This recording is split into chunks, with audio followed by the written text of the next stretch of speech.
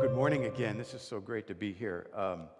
It's a pleasure to be here with you. I really appreciate the warm welcome you've all given me, and Reverend Zachary has, and it's an honor to share the service with Mike Cox, my friend at the Rotary Club. I want to start with a story. In the 1980s, a young, naive evangelical missionary traveled to the Horn of Africa to teach the gospel of Jesus and to try to bring Muslims to Christ. He was an aid worker working for an evangelical development agency. Within a year of living in this 99% Muslim country of Somalia, he went through an experience he would never forget. He experienced universal love for all humanity, a genuine appreciation for this African culture and love for his new Muslim friends and African and fellow workers. He became bicultural. He came to understand and appreciate the African Muslim mindset, its cultural values and practices, and their unique sense of humor. Although certainly not a perfect society by any means, he sensed that God had this same powerful love for all these people. Then a terrifying thought entered his mind. My evangelical theology, he thought, says these people are going to hell unless we convert them. That doesn't make sense. Now, he knew this in theory before he came, of course. That's what the church was teaching. But now that he was there in real life, on the ground, meeting non-Christians, meeting Muslims, and getting to know them and growing to love them deeply, this did not compute. So he came to a conclusion. What he was taught and what he was told was the right translation of the Bible regarding hell it was a contradiction with this experience. It wasn't good news. So began a long road where he started deconstructing evangelical Christianity. If you're unfamiliar with that group, just think the religious right.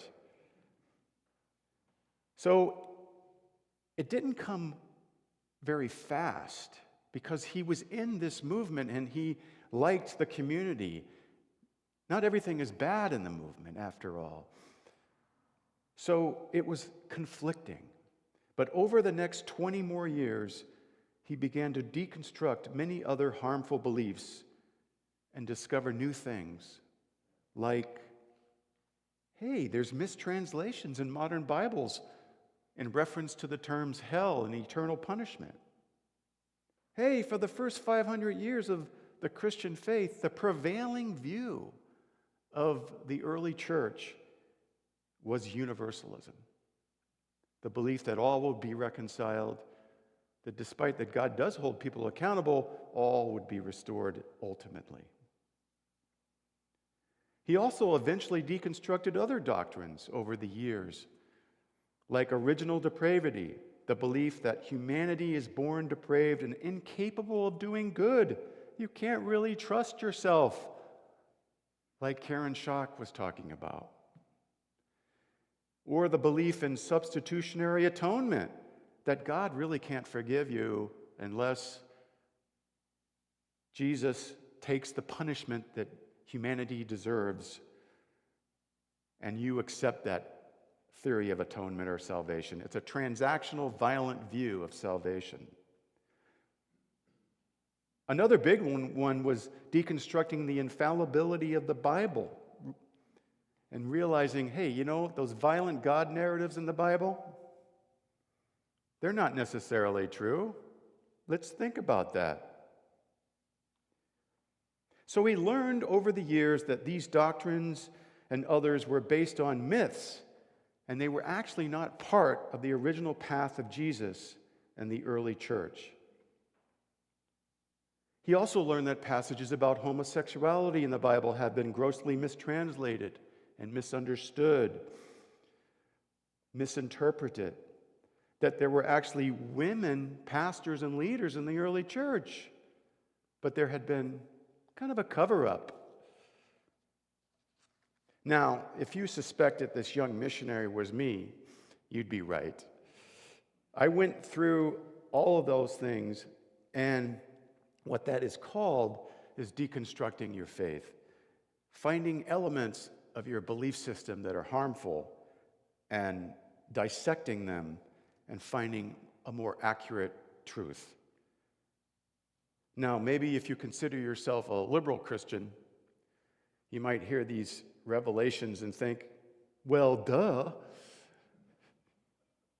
we got that. But you'd be miscalculating the power of religious misinformation and indoctrination. It's like the fake news of today. There may be a few exceptions, but people are programmed, even brainwashed, to think a certain way. So that's really a short version of my great evangelical deconstruction. And in a moment, I'll share how this is happening to millions of people. But first, I want to share a little bit more about myself. I'm a recovering conservative evangelical, which means I'm a Universalist. I'm not a Unitarian, but I love Unitarians. And you can read, as Mike already did, you read my bio about my background and everything. And bear in mind, I really am a bad golfer. Of course, you've learned that I'm a Rotarian and involved in world community service. But one of the things I really love is the study of history.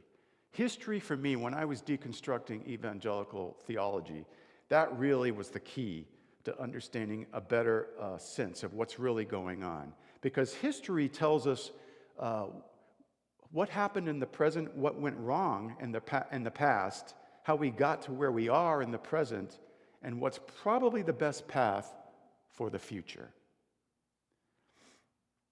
I also love exploring the mysteries of life, the mystery of God, the mystery of the origin of life.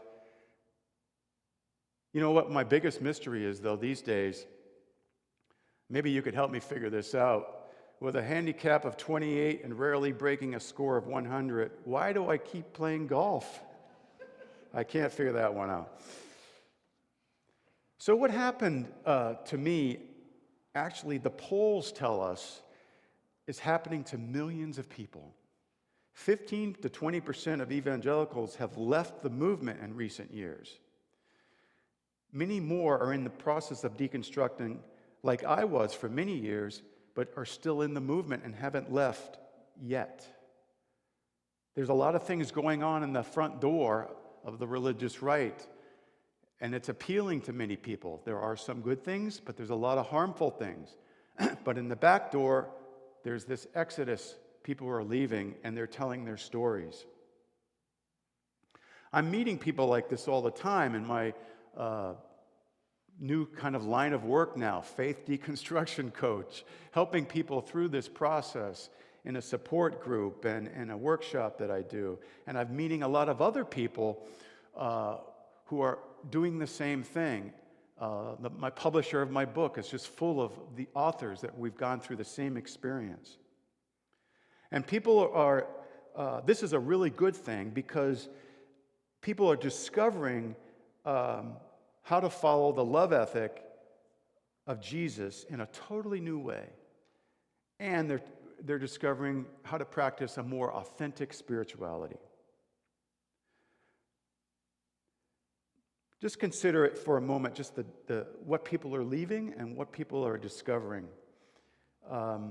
They're leaving things like religious trauma. Believe it or not, that is a thing. They're leaving sexual and spiritual abuse that's covered up in some fundamentalist type churches. Harmful doctrines like hell, the original depravity doctrine, belief in a retributive, two-faced God, fear-based faith, Bible worship, homophobia, demonizing outsiders, turn or burn teaching, not letting people express their thoughts because they're outside the supposedly right way.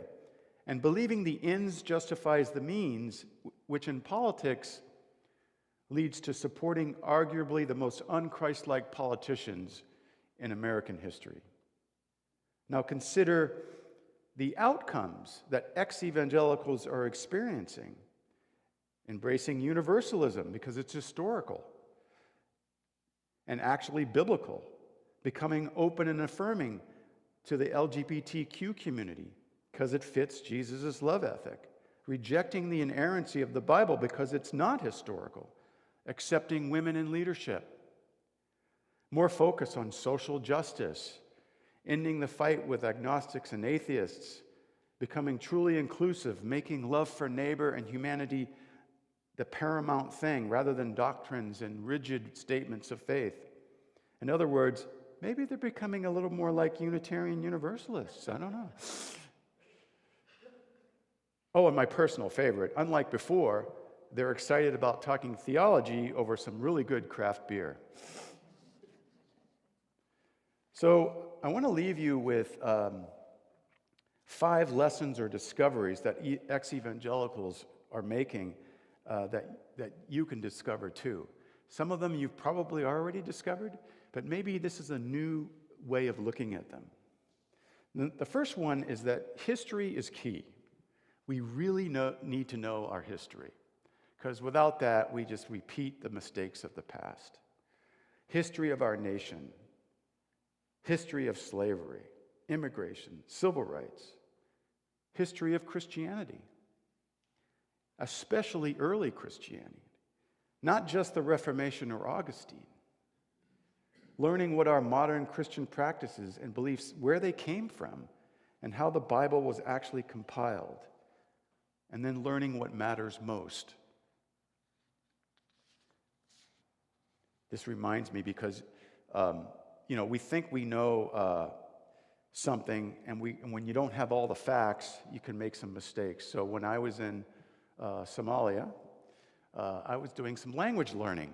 And one day I went to my language helper, and he told me of a new phrase, a greeting that I thought was really cool. It was, "How's your soul?" Isn't that cool? Instead of saying, "How are you?" "How's your soul?" Right.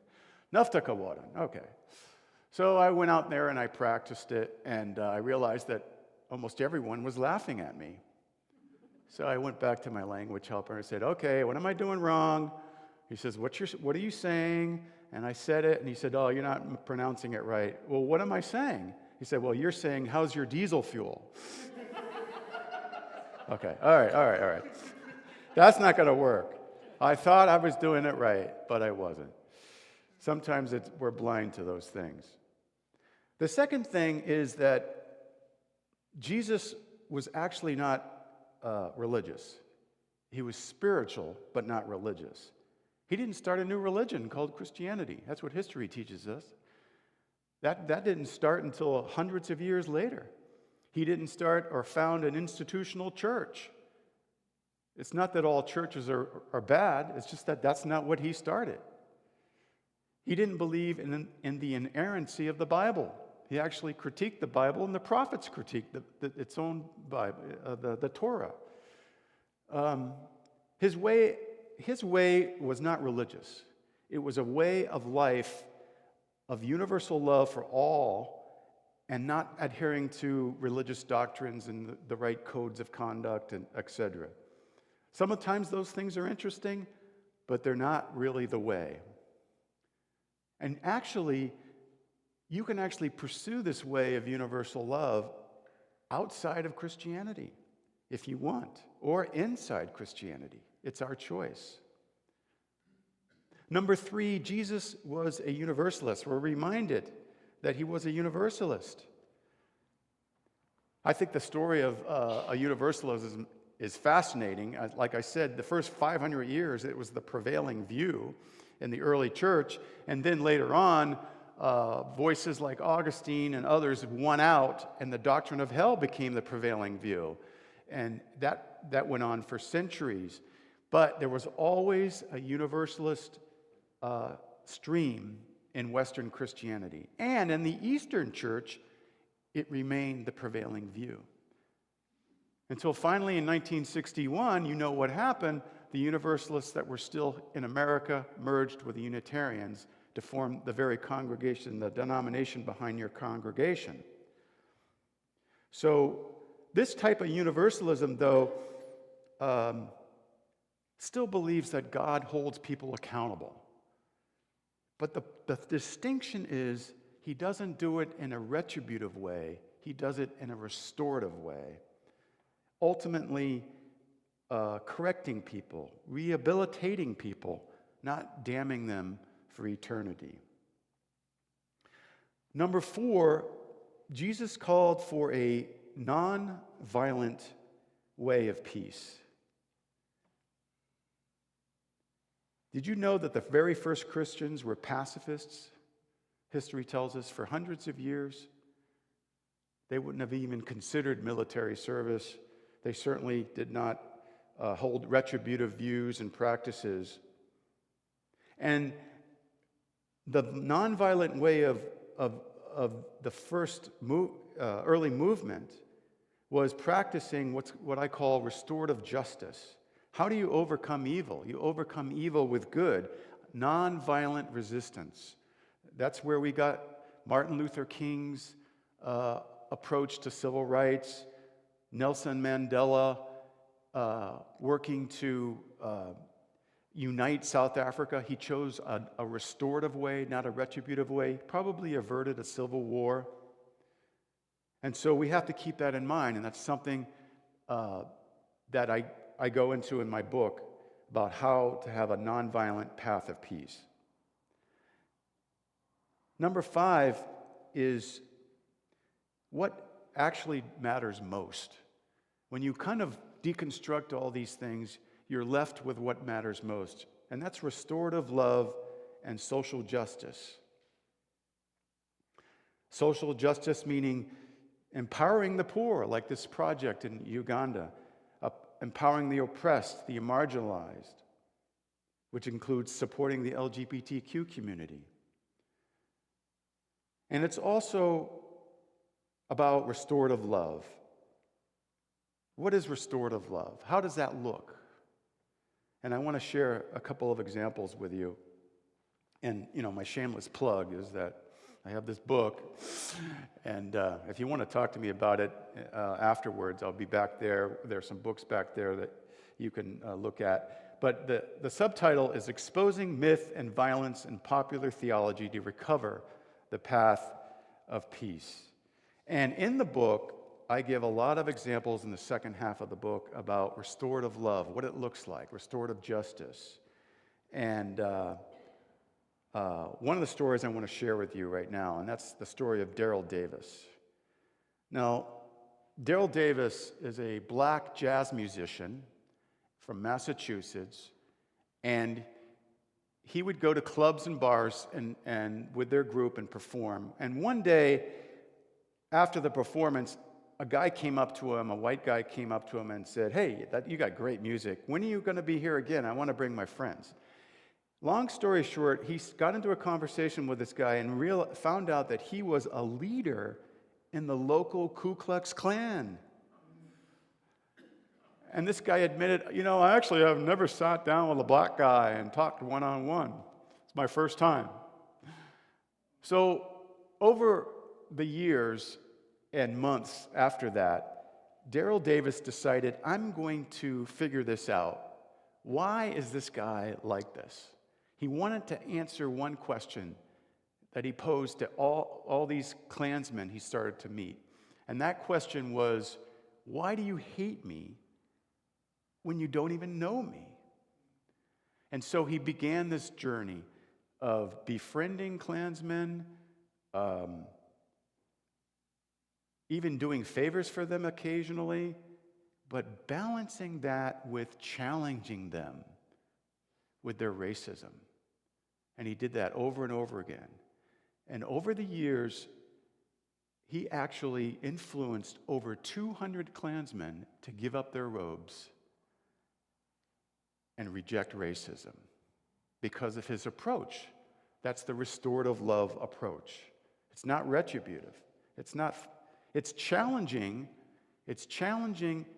the evil that's there, but in a way that respects the dignity of the human on the other side.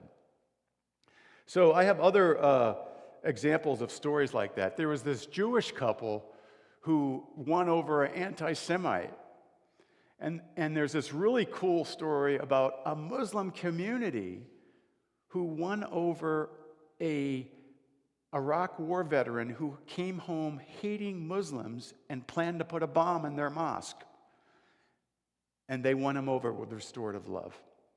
The guy ended up joining the mosque and becoming a leader in the mosque. A crazy story. That story, you can see that, a documentary called Stranger at the Gate, and Daryl Davis's story, you can see that in a documentary called Accidental Courtesy. So anyways, I've said enough. If you're interested in learning more about this, I'd love to talk to you. It's in the book. But I really want to encourage you that we can all discover universal love for all humanity and apply that love in practical ways to make the world a better place.